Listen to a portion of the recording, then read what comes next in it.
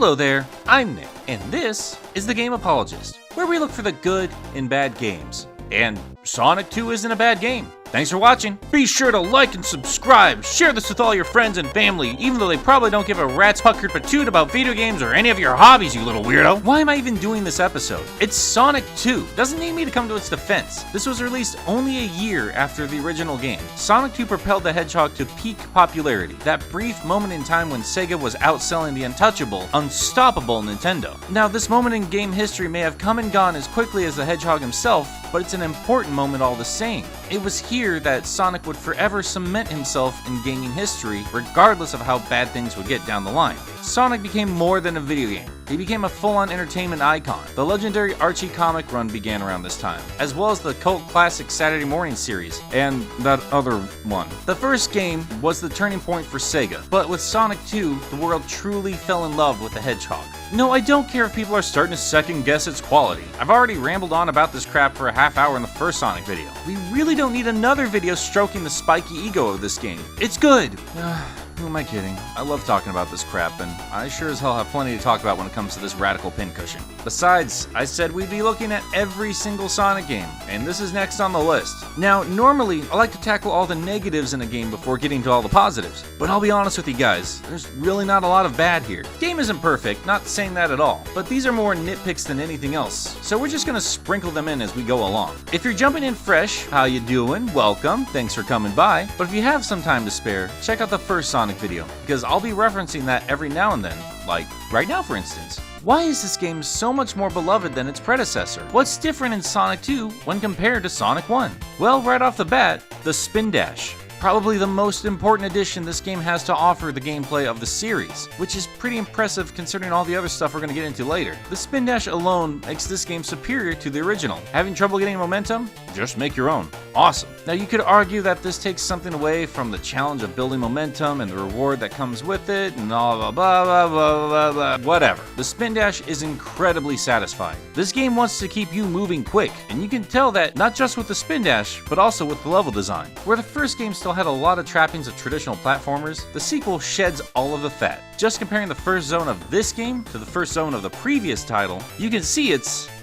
very much the same. Well, aesthetically anyway, which is a complaint you'll hear more and more often these days among Sonic fans. That being, we take too many trips to Green Hill or Green Hill-like levels in the Sonic games. Well, they do that for a couple of reasons. First, it's establishing an iconic theme. Sonic's known for his checkered dirt and spiky vegetation. Comparing Emerald Hill to Green Hill, you could mistake the two, yeah. But how many times do you have to run through generic Mushroom Kingdom levels in Mario? What's this? Castlevania set in another castle? Samus is still running around in caves? Kirby's still on Dreamland? What is this crap? The Green Hill aesthetic is a tradition for these games. It's colorful, it's inviting, it's a good way to kick your game off. Just deal with it, you're gonna be fine. And in the case of the sequel, keeping the similar design helps the differences between Emerald Hill and Green Hill stand out that much more. Compared to the first game, you may notice just how much faster Sonic feels in 2, or at least how much quicker you're rolling through these levels. That's partially due to the fact that there are now only 2 acts to run through instead of 3, and there's a lot less to explore, at least vertically. And while we're still in Emerald Hill, let's tackle another common complaint. Does it fall in line with that common conception that Sonic games have great first zones and little else afterwards? Bitch, please. Think of Sonic 1 as a playground. First game starts you off in this fantastic jungle gym, but as you proceed, all you're left with are crappy old swings, teeter-totters, and maybe a tractor tire. And yeah, they can be fun on their own, but who cares when you have that baller jungle gym? But where Sonic 1 is a playground, all of Sonic 2 is an amusement park. Each zone its own unique, colorful roller coaster. In fact, I'd go so far as to say that Emerald Hill is actually one of the weaker stages when compared to the rest of the game. They've clearly learned from their mistakes from Sonic 1 and extended the fun past the first level. Instead of the slow, plodding pace of the original game's second stage, Marble Zone, we instead get Sonic 2's Chemical Plant, where they amp up the speed even further. There are a couple of spots where you can run right into an enemy, plunge into a pink watery death, and newcomers will have a stressful time with that infamous rising water section, but you are playing a video game and it will require you to face some challenges. None of this is terribly designed. The third stage, Aquatic Ruin, seems to be the answer to the watery mess of Labyrinth Zone from the first game. You still have to trudge through water if you take the lower path, but if you play well enough, you'll never even see the stuff. Plus, it's just much prettier. By now, if the game wasn't clear in its intention to improve every single aspect from the original game, along comes the fourth level, Casino Night Zone, a massive step up from Spring Yard Zone. At this point in the first game, that being the fourth zone, the difficulty spikes and the speed takes a literal dive as you waterboard the Spiklops. But by the time you reach that same point in the sequel, they've already gotten their water hazards out of the way for the rest of the game. Now it's time to play around. There's a lot more to see, explore, and do, mixing in pinball elements with Las Vegas slots. Yay, crippling gambling addiction, yay! There is one single enemy type and it shows up only a handful of times. The most dangerous portion of this zone is potentially being crushed by a platform if you're not paying attention, or more likely, just running out of time. Unlike just about every other level in this game, there's a lot to explore here. I would constantly get distracted by the pinball tables or slot machines. This level is, to me, the standout of the entire game, and it's no wonder this thing would be a constant through the rest of the series. Now, we're not going to compare every single zone to the first game selection. That's not the point of the series. I just wanted to point out the sequel's attempts to fix the problems of the first game's level designs without completely abandoning the concepts established by the first outing. The next handful of stages in Sonic 2 are great and have plenty of unique features, like Mystic Cave's fantastic music or Oil Ocean's oil. Sonic 2 also keeps a much more consistent difficulty through the entire adventure. Again, each zone has its own hazards and designs to work around, but nothing too demanding. Honestly, once you get the hang of Chemical Plant and Aquatic Ruin, the game just kind of plateaus in challenge, but it keeps it fun and breezy through the latter half of the game. Well, most of the way through. It's not until you get to Metropolis Zone does this game begin to lose its mind. It's like every frustrating idea from the second half of Sonic 1 had been hiding and waiting for you here in this stage. Don't let that music fool you. It's high energy and it's fun, yeah, but you're gonna be here a while and it gets very annoying. Because for whatever reason, this zone has 3 acts instead of 2, and they're huge. And it's full of these pain-in-the-ass badniks. You're either gonna run into the stupid crab with his stupid arm reach, or the stupid Staryu, which may or may not activate and throw shrapnel your way, or this piece of garbage stupid Mantis and his stupid boomerang blade bullshit. No, keep watching.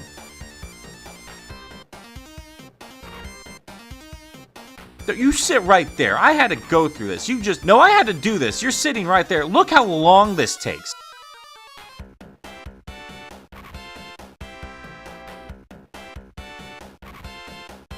This is complete insanity. I'm not really sure what the level designers were thinking when they were creating this stage. Maybe it's made to trick you into thinking this is the last level of the game? Possibly, but honestly, my main gripe isn't really even the challenge. It's this game's complete disrespect for my time, which is such a jarring shift when you compare it to the prior zones. And it's here where one of the seemingly smaller changes made in Sonic 2 actually ends up being a much bigger issue than you might have realized. And by bigger, I mean that quite literally. The Sonic sprite is way bigger than it was in the first game. And it's not like he's actually grown another foot or anything like that. He's still the same height as he was in the original game. The camera, if you can call that, is just closer to Sonic, which means everything else is closer to Sonic, which means they're limiting your field of vision, which means you're more likely to be hit by an off-screen menace. That's a nasty problem for a game designed to zip you through the stages as fast as possible, and it's especially bad for a level that demands you to jump blindly up onto a platform. Even if you know that crappy little robot is up there, what are you supposed to do about it? Maybe you'll get lucky and it's turned away or it misses you, but it's clearly put here just to piss you off. Plus, this area almost requires you to reset its stupid gimmicks. How far back do I have to go before that stupid screw comes back down? Does this ruin the rest of the experience? No, and honestly, the trial and error gameplay is well regulated thanks to the shields and the iconic ring health system. And while the enemy placement is annoying, rarely will it lead you to your death. Rings are plentiful, and you should be well aware of how that works by this point in the game.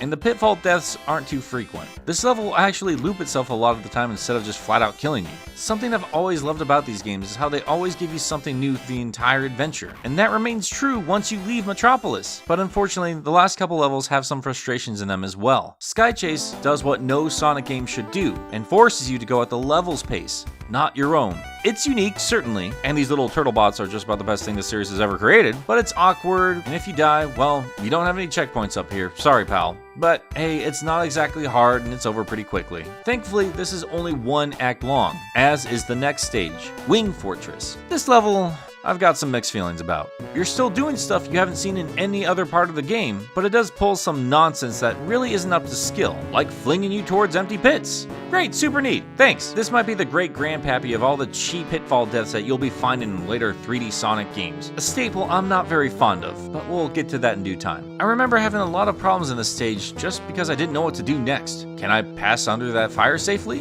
Where the hell do I go now? What is... But this is technically the last zone you're gonna have to play through, so it's gonna give you some grief. If nothing else, this does feel completely different from every other stage in the game, and I remember this certainly felt epic when I was a kid. The music's a little cheesy, but it does a good job telling you that you're near the end of your journey. And then we come to the final zone, the Death Egg Zone, and the last 2 fights of the game. And no rings. Alright, so if you don't know what you're doing, these fights are going to stress the ever-living hell out of you. I remember my first time here as a kid. That creepy music track, that corridor that spits you immediately into a boss fight. This is Silver Sonic. Now, I love Dark Mirror villains. Those are basically just evil copies of a hero character. I know it's an overused trope in fiction, but I don't care. I've always loved it. So having a Sonic robot left me with some mixed emotions. One of them being, holy crap, this is a Sonic robot and that's awesome. And the other being, holy crap, I'm going to die. And you probably will. But even if you get past this guy, you still have to deal with Robotnik and his crazy imposing mech. This final fight gave me all kinds of hell as a kid. I could never get the timing down to hit him without getting insta-killed by those stupid spiky mitts, and before long I'd be hitting the game over screen. And let me tell you just how much fun it is to be thrown back to the very beginning of the game after you worked your way up to this point.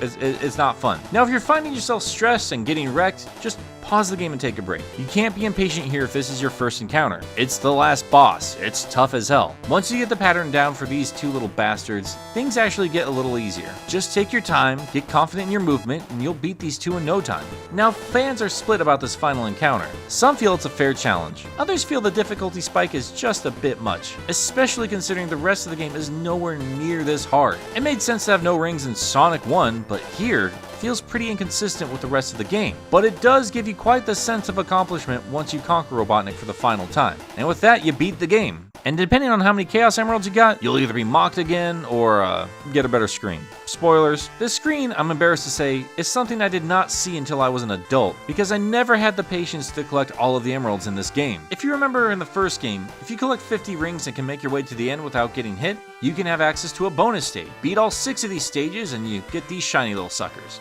And the good ending. They bring back the bonus stages in Sonic 2, but like the rest of the game, they've revamped everything when compared to the first. You now have 7 emeralds to collect instead of 6, and instead of collecting the 50 rings and accessing the special stage at the end of the act, you now get multiple shots at the gems at the checkpoints. If you have enough rings, a little halo of sparkles will appear above you and you can hop into it and you'll be greeted with the iconic half-pipe runway bonus stage. Completely different from the dreamlike pinball stuff from Sonic 1. So, there are some serious pros and cons to all of this, and I'll try to break it down as best as possible. See, these star posts now serve 2 purposes, and in turn this becomes a double-edged sword. What do I mean? Well, a problem comes from the placement of the star posts on the map. Every now and then they'll set them up like a normal checkpoint, like midway through a level or right before a boss fight, which is fine for a checkpoint. And sometimes they put them on these speedways so you can just zip right through them, which is fine for a checkpoint. But because there are times that the game just zips you right through them, that means you have no chance of getting into a special stage. And because these are also entrances for the special stage, these star posts will show up in weird spots you have to go completely out of your way to get to.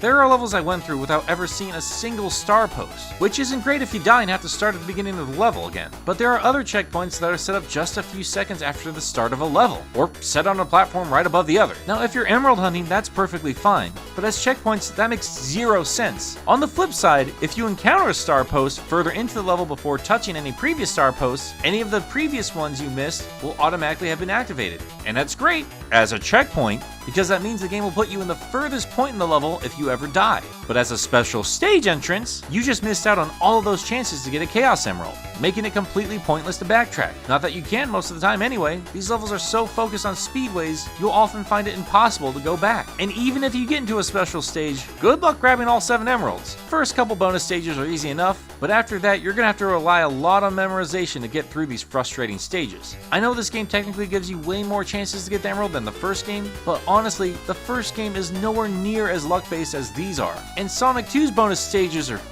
and good luck keeping hold of anything in these levels with that little shit heel right in your blue pincushion. But more on him in a minute. The half-pipe special stages in this game are by far the most frustrating of the classic series, but I feel that they were done this way for very specific reasons. It's a little sloppy and has room for improvement, sure, but I think I can see where the developers were going for here. First, well, the design was just cool. I know that doesn't excuse the frustration, and just because a game is old doesn't mean it can't be critiqued, but I feel it's important to understand how these games were designed back then, and appreciate when developers were trying crazy new tricks in their games. Completely changing the perspective and giving the sense of running through a 3D environment was really cool, especially since the Genesis couldn't do stuff like that silly rotating nonsense of the Super Nintendo's Mode 7. Classic Sonic games always pushed the Genesis in ways that no other games could, and these stages are just another example of that. And the bonus stages do a decent job of ramping up the difficulty. And since these bonus stages are so focused on quick reactions and memorization, it will never skip ahead to another special stage if you fail the one you're on. So if you jump into a star post and fail, the next star post you jump into will be the exact same stage. You only progress to the next bonus stage if you get the emerald in the current one. That's incredibly helpful if you're trying to memorize these things one at a time. And these stages are also hard for a very good reason. Unlike the first game, which didn't give you much of anything once you got all the emeralds, this game gives you Super Sonic. Which, yeah, I know, blatant ripoff, but whatever. Super Sonic looks super neato. Oh, and he also completely breaks the game. Yeah, this dude wrecks everything. He's invulnerable and even faster than before. The only things that will kill him is drowning in water, being crushed, or falling into a bottomless pit. And yes, it does drain rings and you could potentially run out, but whatever. This was the ultimate prize of the game, and back then it was one hell of a treat. See, if you're new to this game and you could just grab all 7 emeralds with relative ease, then this is your entire game. You have no challenge left until the final battle, and you're not going to be ready for it when you've been breezing through everything else with no problem whatsoever. But if you've mastered this game and you know the layout of these stages like the back of your hand, you could have Super Sonic as early as the second zone. That's insane. This was clearly made to challenge determined players and reward them with a god mode to go nuts in levels they're probably very familiar with at this point. So no, the special stages aren't perfect, but I feel they're more than justified. Besides, you could do what I did as a kid and just not care. The game plays perfectly fine on its own without ever bothering with the emeralds. If you've never played the game before, I recommend just running through without even bothering with the special stages. Game's still a lot of fun, and you can get through it without being needlessly frustrated. Once you're ready for more of a challenge, give it a shot. But once you do, be sure to go into the options menu and select Sonic only, because the default choice of the 2 characters is just going to make things needlessly harder. So yeah, we might as well talk about this little bastard. Miles Prower. Miles Prower. Yes, I see the pun, fine. But this naming convention makes no sense to me. Sonic the Hedgehog, Knuckles the Echidna, Shadow the Hedgehog, Rouge the Boo, Rouge the Bat, Miles the Prower. No, that makes no sense. That makes no sense at all. Miles, Tails, Prower? Tails, that's just his nickname. No, I'm serious. Look it up. That's just his nickname. Why is that just his nickname? Why do they even bother with the why? Sonic isn't a nickname, he's just fast. And it's not just an appendage thing either. Knuckles is just Knuckles, no stupid puns. Here's my exaggerated feature. It's my name. My species is my title. Done. Why not just Tails the Fox? He makes no sense to me. Never did when I was little either. I mean, he does, but it's just too much. Okay, look. I had grown accustomed to Sonic Team taking what I would call an animal and then turning it into something completely unrecognizable. I was really young when I first came across Sonic. As a young boy in Iowa, I had not, up until that point, ever even heard of a hedgehog. I knew what a hedge was. I sure as hell knew what hogs were. So you can understand my confusion when I first discovered the name of this radically wonderful cartoon character. What is this crazy blue guy with the wacky shark fins on his head? Sonic. What a cool name. Sonic the Hedgehog. Look how proud that title is. It's leaping out at you. Sonic the Hedgehog. What the hell is a hedgehog? Oh, this? The baby porcupine? That's a hedgehog? Okay, well the name on the real animal alone makes no sense, let alone this smirking son of a bitch. How do you look at that and then get this? It's crazy, it's outlandish, and I loved it. But then you get to the second game, and this brand new character, and it's a fox. I mean, that's very clearly a fox. That's one basic ass fox right there. This is what every other cartoon fox ever created looks like. This is such a weird contrast to the crazy design of Sonic. Remember how I spent like 10 minutes in the last video talking about how rad his design was?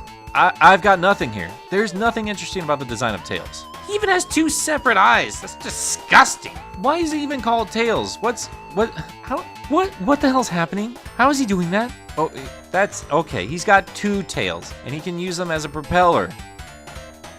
Well, that's just dumb as hell. Okay. Bashing aside, the introduction to Miles the Prowler was a big selling point for the second game. He didn't really do anything, just kind of followed you around, and could be kind of helpful. He could damage enemies and collect rings, but never take away from your ring count if you ever got hit. Unless, of course, you're in a special stage where he can take damage and can take away from your total rings. Oh, and they require you to get even more than if you were just playing Sonic by yourself, because he's just so helpful. So what the hell is the point of Tails? Well, as the oldest brother in my household, that answer is easy. This is little brother mode. This is little sister mode. This is significant other mode. This is parent mode. Mario had his Luigi. Ever since the very first Mario game, you could play the green version of the famous plumber. Granted, you couldn't play him at the same time. You had to take turns with every level, or when one of you died, or whatever, I can't really remember. The point is, it involves somebody else into the mix. Sonic couldn't pull any of this off, at least not in any traditional sense. If you took turns like Mario, well, that slowed the pace down of a very speedy game. They wanted Sonic to be faster than ever. They couldn't make players wait as the other took their turn to finish an act. And if they had two players on the screen at the exact same time with the exact same camera priority, well, obviously you'd slow the game down even further the moment you forced the camera to battle between the two of you. No, the only way to make this work was to either do a split screen race, or just have some whatever character that never took attention away from the Sonic player, or cost Sonic any rings or deaths. So Sega went with both of those options. Have a younger sibling who wants to play too? Just hand them the second controller. They can go hog wild without ever taking away from your experience. Now, this sucks for any competent player, but that's what the split screen mode is for. So no, Tails isn't my favorite character, but I certainly respect the little guy. Even if you didn't have anybody else to play with and you were just a fan of the fox, you could play him by himself. I mean, you couldn't make him fly, but whatever, they'd fix that in later games, which we're gonna get to soon, because this is basically all I have to say about Sonic 2. This was kind of a rambling mess that got off topic of the game itself, but like I said, there wasn't a whole lot of bad to get into here. This is still a favorite of many Sonic fans out there, and for good reason. There's a wide variety of levels, all with their own unique styles, layouts, and challenges. This game feels much more confident in its design, which complements the Hedgehog's attitude wonderfully. It celebrates his speed, and instead of removing the experimental designs from the first game, they refined them to better suit the speed of the Hedgehog. And look, I don't care if you like Super Mario World more than Sonic 2, or Mega Man, or any of that nonsense. This game is still great, but you probably knew that before you got into this video. Are there problems? Yes. Sonic 2 may be a more refined Sonic experience, but I don't think it's quite as refined when compared to the likes of Mario World. But that's how gamers have always seen it, right? Sonic has never been as polished as Mario, but he's never been as boring either. That's part of the charm. His games are chaotic and a little rough around the edges, but even today there's still plenty of fun. If you haven't played this game in a while, or this is your first time picking it up, I will always recommend experiencing it with a controller, but if you don't have one handy, the mobile port is surprisingly fantastic. I still prefer buttons, but really the mobile versions are the best way to play these games if you only have a touchscreen to work with. They make some massive improvements to the original and added some cool extras. Even the half-pipe stages are completely redone and a little more tolerable. And weirdly enough, Sonic translates a lot better to touchscreens than most other traditional platformers thanks to the super simple controls and forgiving ring death health system. It takes a special kind of developer to take a game that was never intended to be played on the phone, and in many ways somehow improve the experience. But we'll be talking more about those guys in the future. For now, this is all I got for Sonic 2. I hope you've enjoyed the show, and I hope to see you next time. Take care. Now, when you buy the Sega Genesis that comes with Sonic 1, you'll get Sonic 2 absolutely free. Sonic 2 handles stubborn stains, embarrassing bald spots, no problem. It even slices and dices, makes thousands of julienne fries. But wait, you can play it too. This free Sonic 2 is a $54.99 value. You get 2 Sonics for the price of 1. Sonic 2 fits easily into any tackle box. Made from a space-age polymer plastic for years of family fun, and pets love it too. Buy the Sega Genesis that comes with Sonic 1 and get Sonic 2 free. Act now. Wiener Dog Sweater sold separately.